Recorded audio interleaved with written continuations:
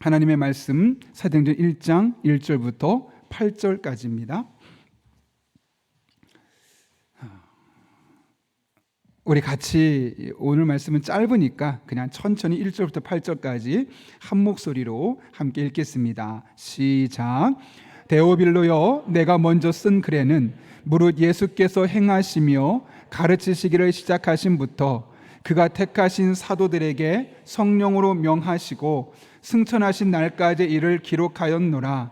그가 고난받으신 후에 또한 그들에게 확실한 많은 증거로 친히 살아계심을 나타내사 40일 동안 그들에게 보이시며 하나님 나라의 일을 말씀하시니라.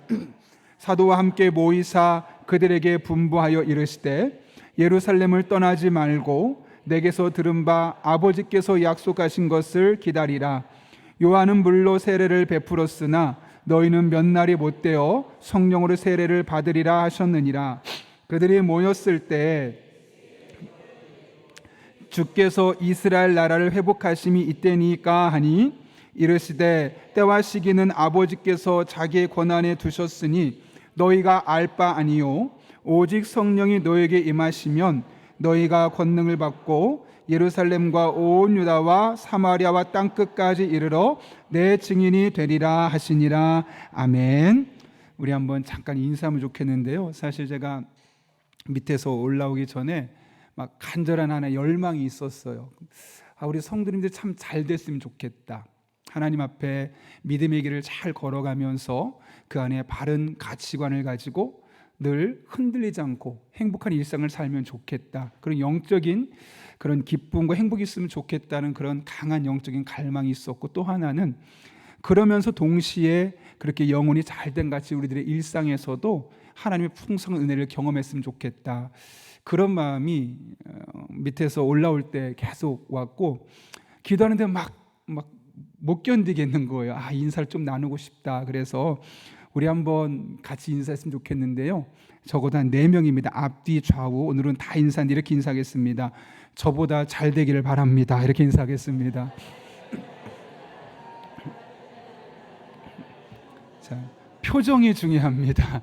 네. 예, 여러분 정말 저는 목사지만 저보다 여러분이 영혼도 잘 됐으면 좋겠고 일상의 삶에서 정말 잘 됐으면 좋겠습니다. 그런 하나님의 은혜가 날마다 여러분의 삶에 경험될 수 있기를 예수님의 이름으로 축복합니다. 이 시간은 우리 김정무 전도사님 나오셔서 권능과 증인이라는 말씀의 제목으로 나눌 텐데요. 또 우리 그래도 한번 박수로 환영하시겠습니다.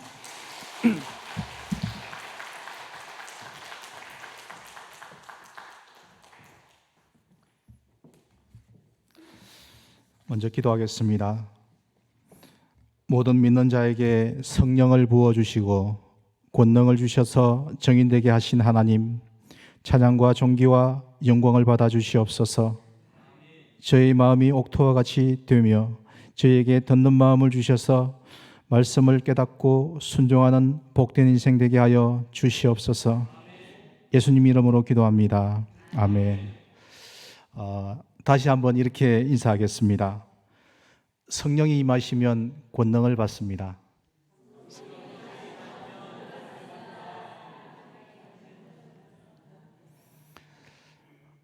여러분 성령을 받으셨습니까? 가끔 이렇게 질문하면 좀 부담스러워 하시는 분도 계시더라고요. 내가 권능을 받은 게 맞나 이런 생각을 가질 수가 있고요. 또한 성령에 대한 이야기를 좀 부담스러워 하시는 분도 계실 것입니다. 그러나 우리가 예수님을 믿으면, 예수님을 주님으로 믿으면 성령님께서 우리 가운데 찾아오십니다. 우리가 성령님을 우리 마음에 모시면 우리에게는 놀라운 일들이 일어나게 되는 것이죠. 초자연적인 그런 일들만 일어난 것이 아니라요, 우리의 존재 자체가 변화하게 되는 것입니다. 하나님께서는 우리를, 인간을 하나님의 모양과 형상으로 왕같은 제사장으로 지으셨습니다. 그런데 사탄이 이것을 두고 보지 못하여서 우리를 속이고 그 왕 같은 제사장의 고난을 뺏어 갔습니다. 하나님께서는 이것을 그냥 내버려 두지 않으시고 이 비참한 상황에서 여자의 후손을 약속하셨죠. 그분이 바로 예수님이죠. 예수님께서 이 땅에 오셔서 하늘나라를 선포하시고 십자가와 부활로 뱀의 머리를 밟고 승리하셨습니다. 그렇게 하셔서 우리를 구원하여 내셨던 것이죠. 그리고 예수님께서는 우리에게 말씀하십니다. 너의 십자가를 지고 나를 따라오너라. 우리는 이것을 사명이라고 합니다. 사람은 사명이 있어야 살아갈 힘을 얻게 되는 것이죠. 우리는 단순히 먹고 살기 위해서 사는 존재가 아닙니다. 하나님께서는 참새 한 마리도 먹이시는 분이신 것을 여러분 믿습니까? 지금부터 잠시 한 청년의 이야기를 나누고자 합니다. 한 청년이 교회 옆 모퉁이가 아니고 아주 구석에서 담배를 아주 빠르게 하나를 핍니다. 그리고 또 하나를 더 핍니다. 우리는 이것을 전문용어로 줄담배라고 합니다. 이 청년이 줄담배를 핀 이유는 앞으로 2시간 정도는 담배를 피지 못할 것 같기 때문에 담배를 피기 시작한 것이죠. 그리고 인생에서 처음으로 주일 예배를 참석했습니다. 목사님 말씀을 열심히 듣고 예배를 겨우 마쳤습니다. 담임 목사님께서는 이 청년을 목양실로 부르셔서 머리에 손을 얹고 기도를 해 주셨습니다. 그런데 그때 놀라운 일이 일어났습니다. 머리끝부터 발끝까지 전기가 통한 것처럼 감전된 현상이 일어났고 몸이 바닥에 쓰러졌습니다. 그리고 그 현상은 기도할 때마다 6개월 동안이나 계속 나타났죠. 이 청년은 기도할 때마다 너무 사람들이 이것을 알까 봐 마음이 두렵기도 하고 이런 마음으로 기도를 했습니다. 그러나 여전히 이 청년은 담배가 좀 줄긴 했지만 여전히 담배를 피우고 냄새를 피우면서 예배에 참석하였고 술을 마시고 또 죄의 습관도 끊어지지 않은 그런 상황 가운데서 예배를 드리고 있었죠. 1년쯤 지났을 때 이 청년은 마음의 부담감이 하나님 앞에 죄책감으로 하나님 제가 술, 담배를 끊게 해 주십시오. 하나님 죄의 습관을 끊게 하여 주시옵소서. 불쌍히 여겨 주시옵소서. 주님께서 저의 주인이 되어 주시옵소서. 회개합니다. 저를 변화시켜 주시옵소서. 이 청년은 여러 번, 아니 30번, 40번 정도 담배를 끊으려고 애를 썼지만 도저히 자기 힘으로는 끊을 수 없는 그런 중독 상태에 있었습니다. 그런데 놀랍게도 한 번에 담배가 끊어졌습니다. 이 청년은 놀라움을 금치 못하면서 이 청년이 믿음이 또한 자라나게 되었던 것입니다. 사도 바울은 고린도 전서 12장 3절 하반절에 이렇게 선포하고 있습니다.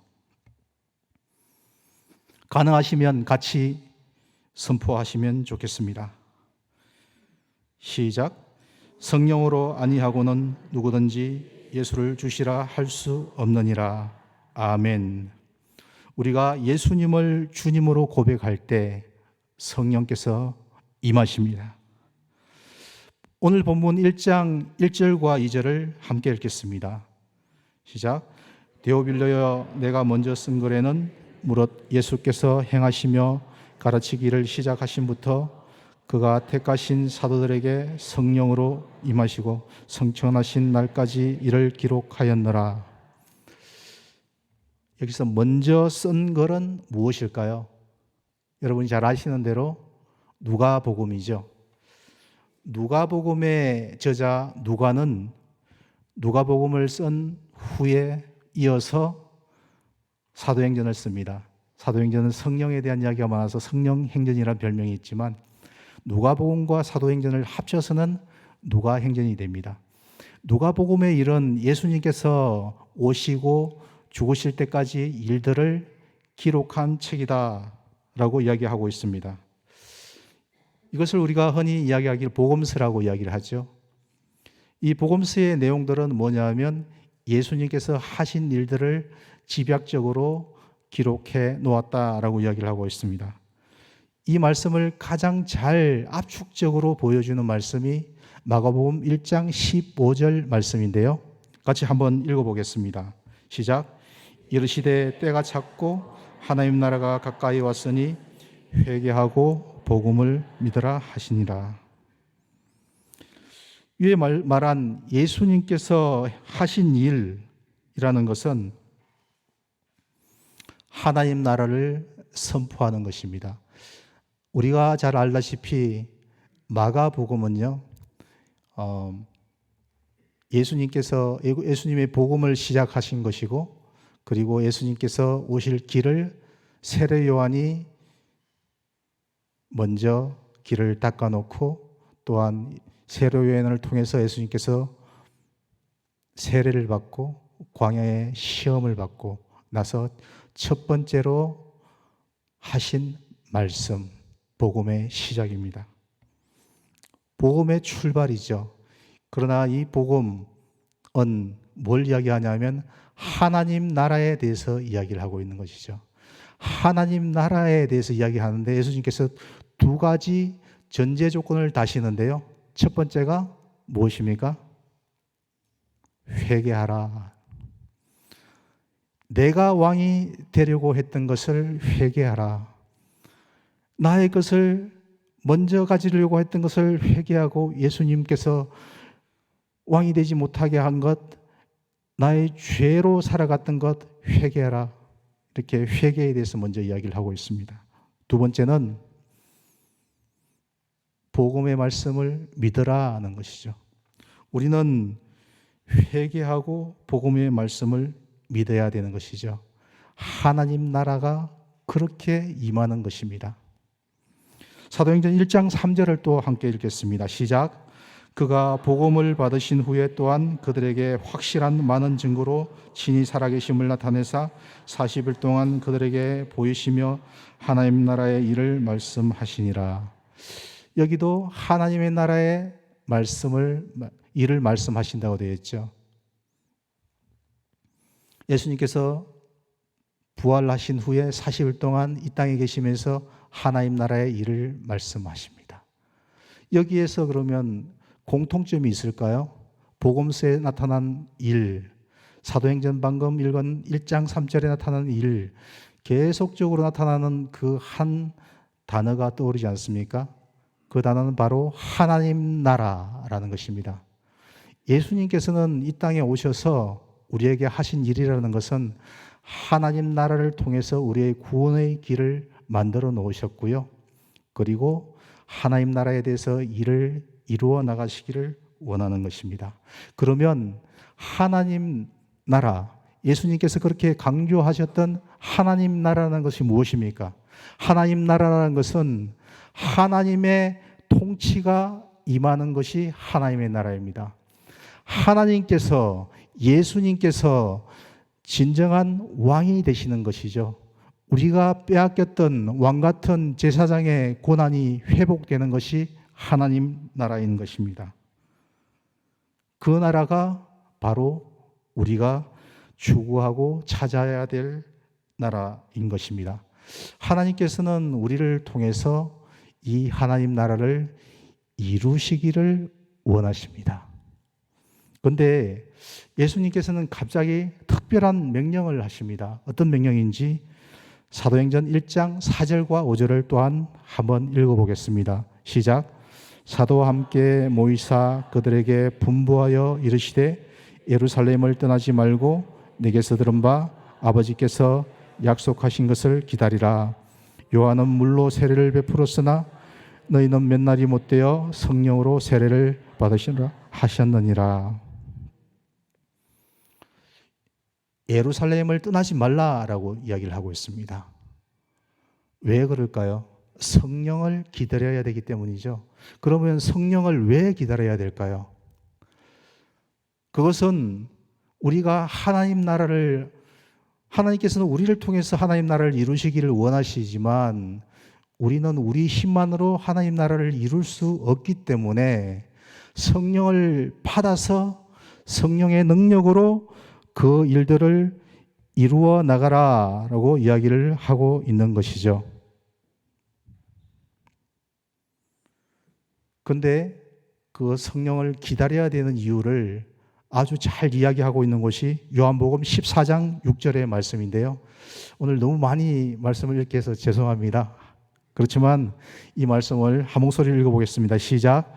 내가 아버지께 구하겠으니 그가 또 다른 보혜사를 너희에게 주사 영원토록 너희와 함께 있게 하리니. 영원토록 너희와 함께 있게 하겠다라고 이야기하는 거죠.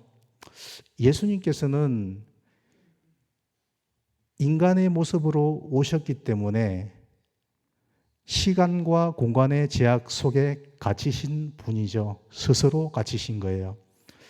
2000년 전에 예수님께서는 시공을 뚫으시고 마리아라는 동정녀에게 그 태 속으로 역사를 찍고 들어오신 분입니다. 그래서 우리를 구원하시기 위해서 어쩔 수 없이 인간의 모습으로, 연약한 아기의 모습으로 오셔서 우리를 구원하시기 위해서 시공간의 제약에 묶이신 분이죠. 그러나 우리는 성령께서 오시면 그 시공간의 제약을 벗어나서 우리 가운데 오시는 거죠. 예수님께서 우리 가운데 계시다는 말은 무슨 말입니까? 예수님께서는 지금 하나님 보좌 우편에 앉아 계시는 분이죠. 그러면 예수님께서 내 안에 계시지 않는 것일까요?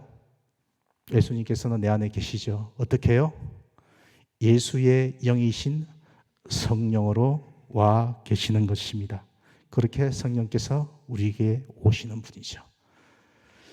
그리고 또 조금 앞쪽에 보면 다른 보혜사, 또 다른 보혜사를 보내주시겠다. 또 다른 보혜사가 누굽니까?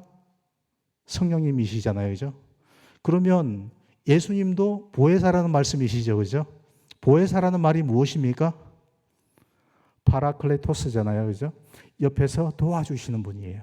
예수님께서는 우리가 죄 때문에 우리가 어찌할 수 없는 이 죄의 문제들을 해결하시기 위해서 와서 도와주신 분이라면 성령께서는 예수님의 그 다음 사역을 이어받으셔서 우리가 하나님의 나라를 이루어 가도록 그렇게 도와주시는 분이시라는 거죠.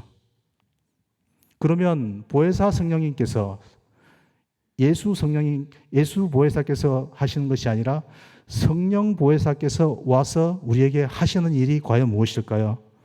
요한복음 16장 8절과 13절에 함께 읽어보겠습니다. 시작. 그가 와서 죄에 대하여 의에 대하여 심판에 대하여 세상을 책망하시리라. 그러나 진리의 성령이 오시면 그가 너희를 모든 진리 가운데로 인도하시리니 그가 스스로 말하지 않고 오직 들은 것을 말하며 장래 일을 너희에게 알리시리라. 이것이 보혜사 성령께서 우리에게 오셔서 하시는 일인데요. 죄에 대해서, 의에 대해서, 진리에 대해서 이야기를 하고 계시지만 하나님 나라에 대해서 이야기하시고요. 가장 근본적으로는 예수님에 대해서 깨닫고 알게 하시는 분이시라는 것입니다. 여러분, 성령을 받았다고, 성령의 은사를 받았다고 초자연적인 능력을 행하면서 예수님에 대해서 이야기하지 않고요. 자기에 대해서 이야기하고 능력에 대해서 이야기하고 세상에 대해서 이야기하는 사람은 성령의 영을 받은 사람이 아닙니다.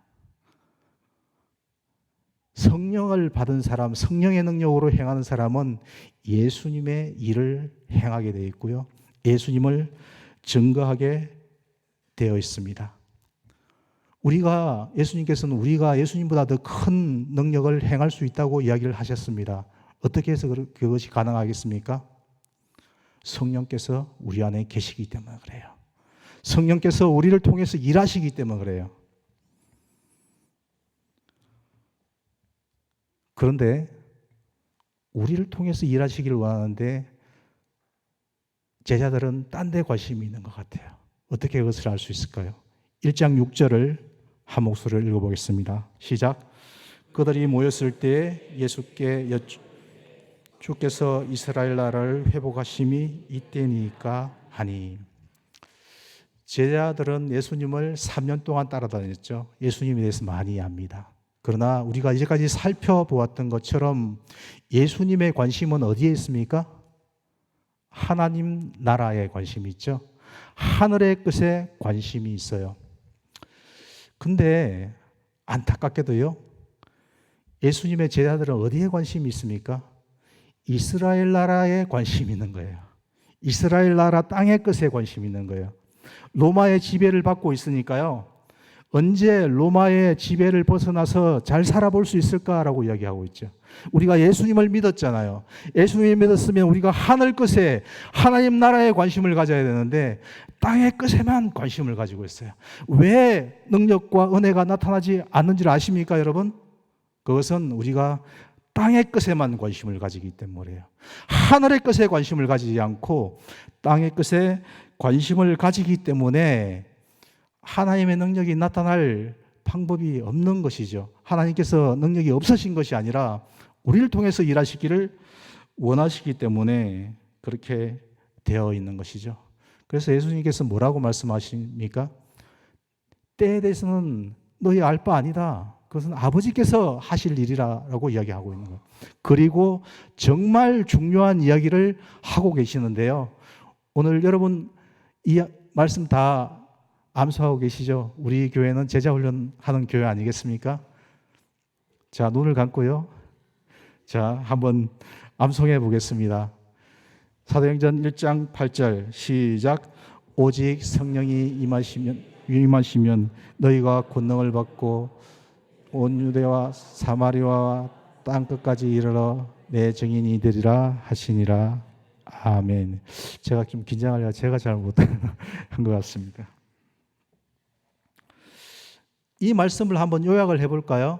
어떤 말씀입니까? 성령을 받으면 권능을 받는다.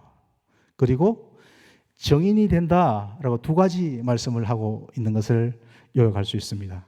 그러면 한꺼번에 다 못하니까요, 권능에 대해서 먼저 이야기를 해보겠습니다. 이 권능은 무엇일까요? 성경이 쓰여진 헬라어 본문에는 뭐라고 되어 있냐면 뒤나미스라고 되어 있습니다. 어떤 사람은 두나미스라고 발음하기도 하고요, 뒤나미스라고 하고 있지만 정확한 발음을 알 수 없습니다. 사어기 때문에 그렇죠. 뒤나미스란 말은 여러분 아시는 것처럼 다이나마이트가 여기서 나왔습니다. 폭발력 있는 말씀이죠. 하나님의 능력이죠.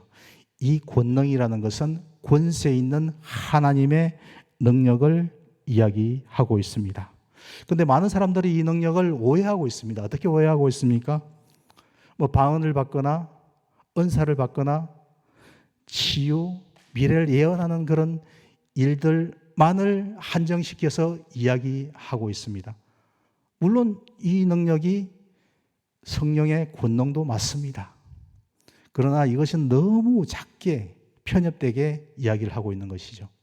오히려 더 깊은 의미를 알려면 사도행전에 기록된 이 1장에서 기록된 이야기가 2장에서 이루어지고 오순절 성령 강림이 일어나고 있습니다. 그 다음에 그 결과로 일어나고 있는 두 가지 큰 사건을 바라봐야 될 것인데요. 그 사건이 무엇입니까? 2장에서 베드로가 설교한 사건, 그리고 7장에서 스데반 집사가 또 설교하다가 맞아서 죽은 사건, 이 두 가지 사건이 키 사건입니다. 베드로는 어떤 사람이었습니까? 예수님께서 십자가에 잡혀 달리시기 위해서 가실 때 다른 사람은 다 예수님을 배신해도 나는 예수님 배신하지 않겠어요. 그런데 따라가다가 걸리니까 예수님을 부인했는데 3번 부인했다고 되어 있죠. 단순한 부인이 아니에요. 예수님을 저주하면서 부인을 했어요. 배신이죠. 겁쟁이죠. 그리고 예수님께서 십자가에 죽으시자마자 문을 꽁꽁 닫아놓고 제자들과 함께 숨어 있었던 그런 겁쟁이 같은 사람이에요.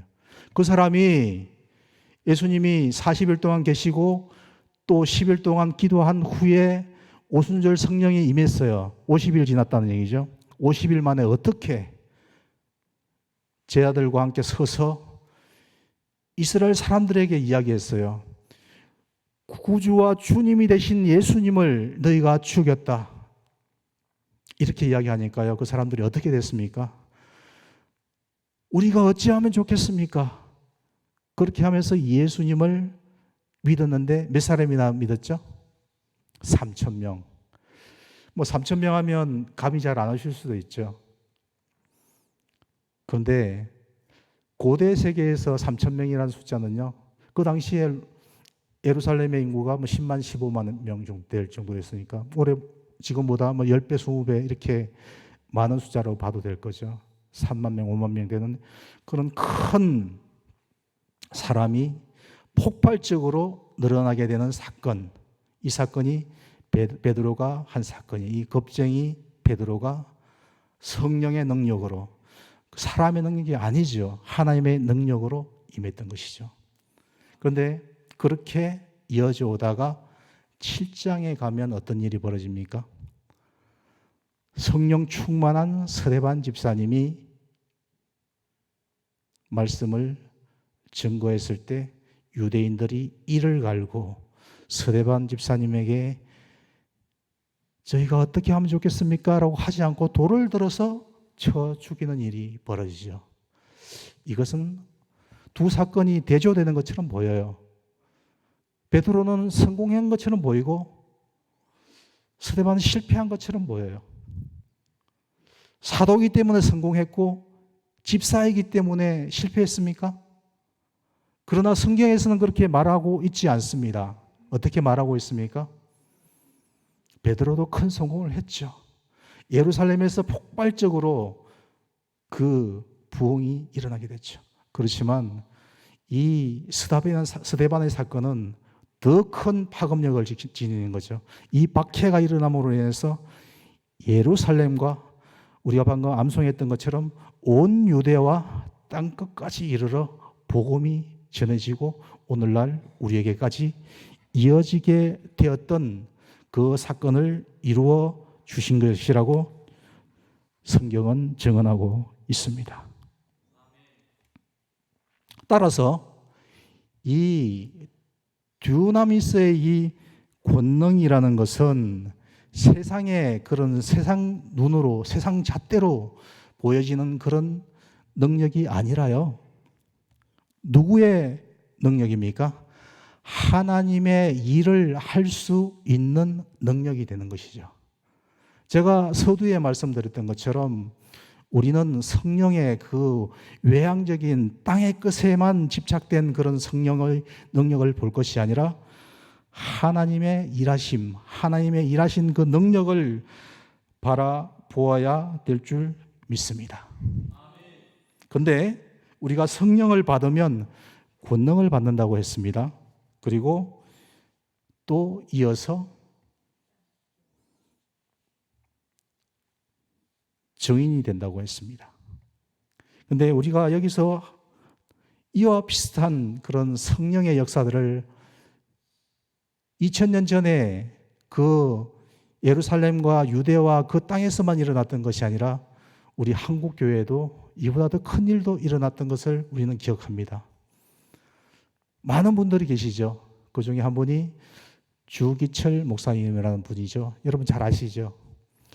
지금 장로의 신학대학교에 가보면 소양관이라고 있어요. 소양관이라는 곳은 소양 주기철 목사님을 기리기 위해서 지어진 건물인데요. 또 건너편에 보면 항정직 기념 예배당이 있는데 그 밑에 보면 일사가고라는 또 글이 있으면서 주기철 목사님이 쓰셨던 그 말씀도 있어요. 주기철 목사님께서는 여러분이 잘 아는 부흥사 중에 한 분인 김익두 목사님이라고 아실 거예요. 그분의 설교를 듣고 회심하고 지금 장로회 신학대학교의 전신인 평양신학교에서 수학을 하고 산정현 교회라고 평양에 있는 그 교회에서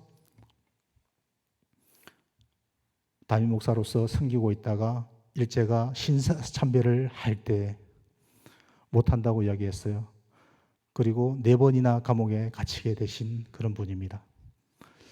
많은 사람들이 일제의 그런 터무니없는 그 폭압에 무릎을 꿇고 말았죠. 왜 그런 줄 아십니까? 그 일제의 그 고문 방법이 악랄하기 거지 없었기 때문에 그래요. 그냥 고문해서 죽이면 참 좋을 것 같은데 죽지 않을 만큼만 고문을 계속 한단 말이죠. 그 중에서 그 악랄한 방법 중에 가장 악랄한 방법으로 소문나 있는 것이 10손가락과 10발가락 끝에 있는 발톱과 손톱에 대나무로 만든 못을 하나씩 박아서 죽지 않을 만큼 고문하는 것이라고 합니다. 그리고 밥도 아주 조금만 줘요. 죽지 않을 만큼. 그래서 영양실조가 걸려서 2눈이 실명하는 일도 벌어지고요. 이런 고난 가운데서 주기철 목사님은 고난 가운데 무릎 꿇지 않았죠. 그리고 해방되기 1년 전인 1944년 그의 날이 48세 사랑하는 아내를 남겨두고 사랑하는 자녀들을 남겨놓고 하나님 품에 안겼습니다.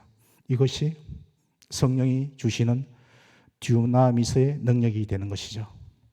서대반 집사님의 그 일들은 말할 것도 없고요. 초대교회 때 원형 경기장, 로마의 원형 경기장에서 예수님을 부인해라 그러면 너희를 살려줄 것이다. 부인하지 않고요.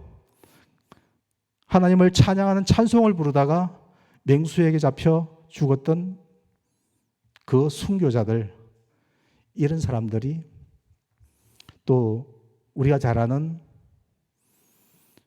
짐 엘리엇이라는 선교사님도 아실 거예요. 그분도 선교를 준비하시다가 아마존의 아우카 부족에게 가서 창에 찔려서 죽었죠. 그의 뒷 호주머니에는 권총이 있어서 자기를 방어할 수 있었음에도 불구하고 그 사람들은 죽으면 지옥 가기 때문에 자기가 대신 죽어야 된다고 이야기했던 그 선교사님. 이런 사람들의 능력이야말로 두나미스의 능력이라고 우리는 말할 수 있는 것입니다. 방금 이야기했던 것은 이 권능이 정인으로 이어진다는 공통점이 있어요. 이 정인을 통해서 하나님 나라가 확장되어 갔던 것이죠. 우리가 그러면 정인에 대해서 한번, 제가 발음이 좀 안 좋아서 죄송합니다. 증인, 증인이라고 보면 되겠습니다. 이 증인은 헬라어로는 마르튀스라는 단어인데요. 이 단어에는 2가지 뜻이 동시에 있어요. 증인이라는 단어 뜻 그대로 있는가 하면 순교자라는 뜻도 같이 있어요. 그런데 우리가 가만히 보면 성령을 받으면 권능을 받은 것처럼 또 자연스럽게 증인이 되죠. 증인이 되다 보면 순교를 할 수밖에 없는 거예요. 이것이 다 연결되어 있는 것이라고 보는 것이죠. 복음이 흘러가면 우리가 성령을 받으면 예수님을 만나게 되죠.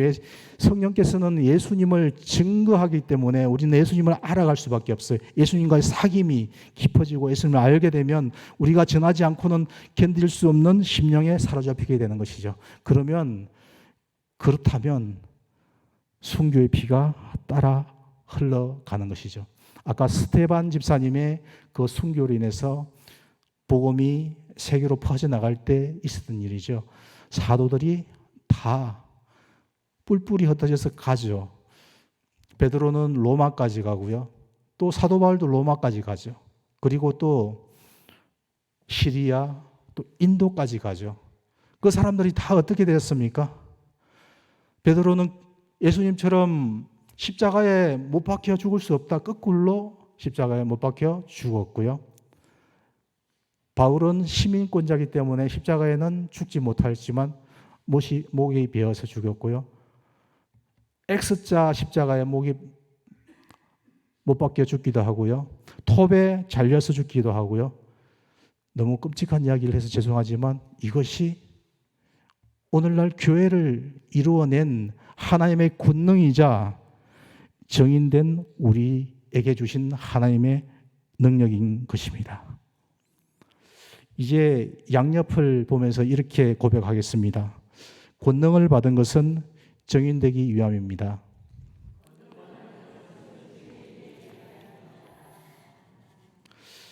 네.